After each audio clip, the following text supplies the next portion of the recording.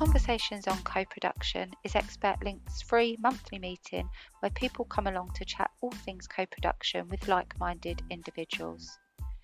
These podcast episodes are taken directly from the conversations, so if you like what you hear, come along and join us by signing up via the link below.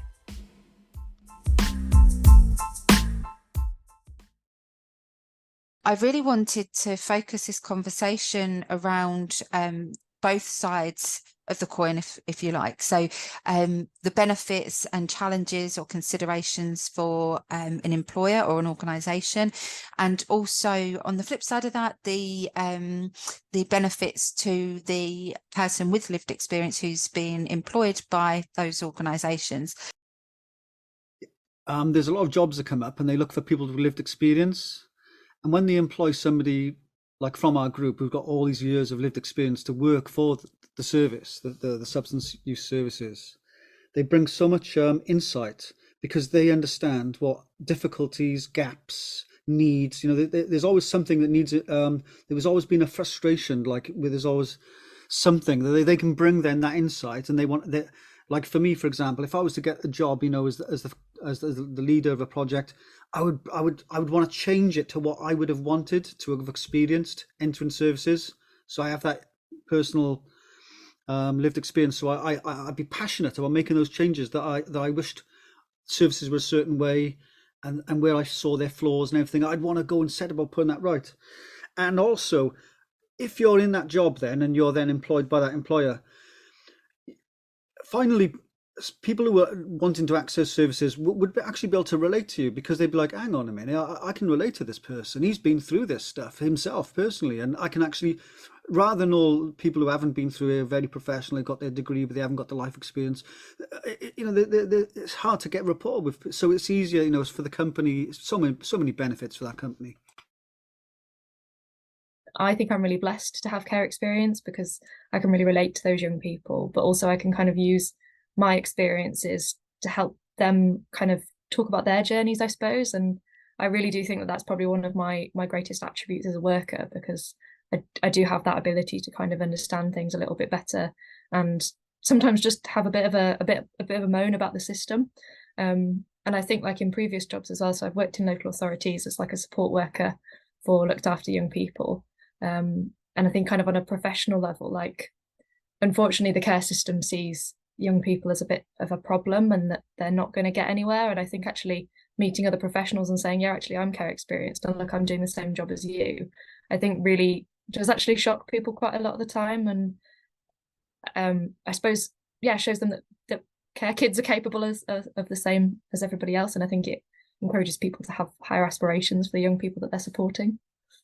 Sort of understanding the people who your organisation serves is really quite valuable, isn't it? And like you say, it can again lead to sort of people just changing their way of thinking a little bit, and challenging those preconceptions.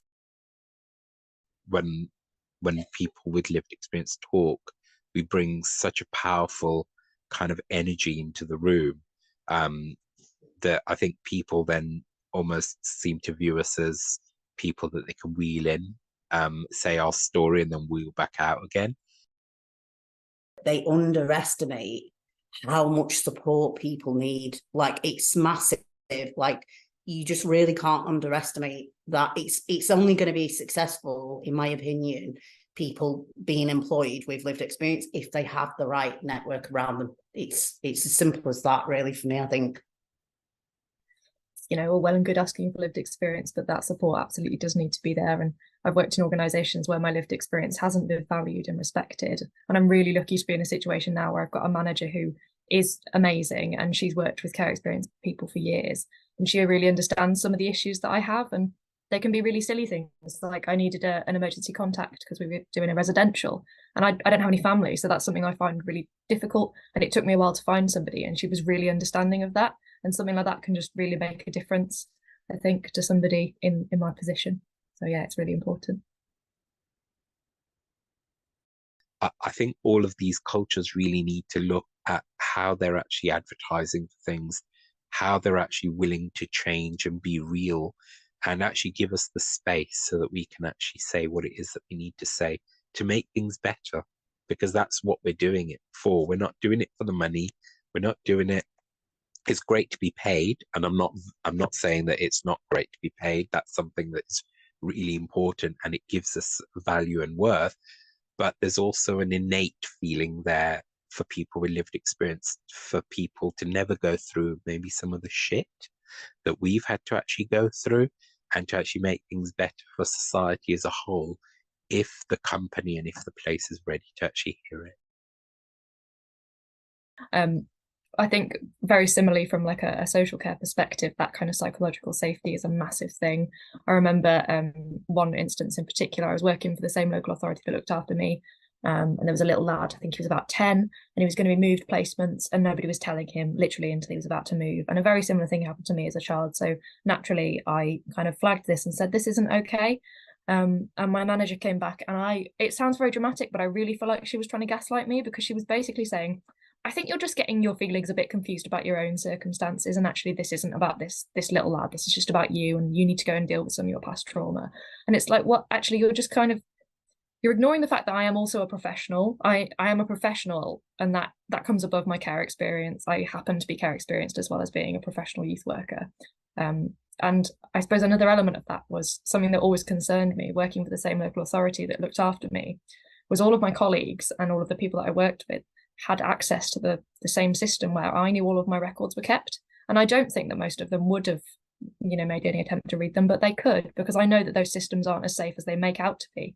And so actually, I don't know how much my manager knew about me and knew about my past. And that's a really unusual situation to be in, because most people can't go and read about somebody's childhood who they've just employed. So yeah, I think that safety thing is a massive, massive element.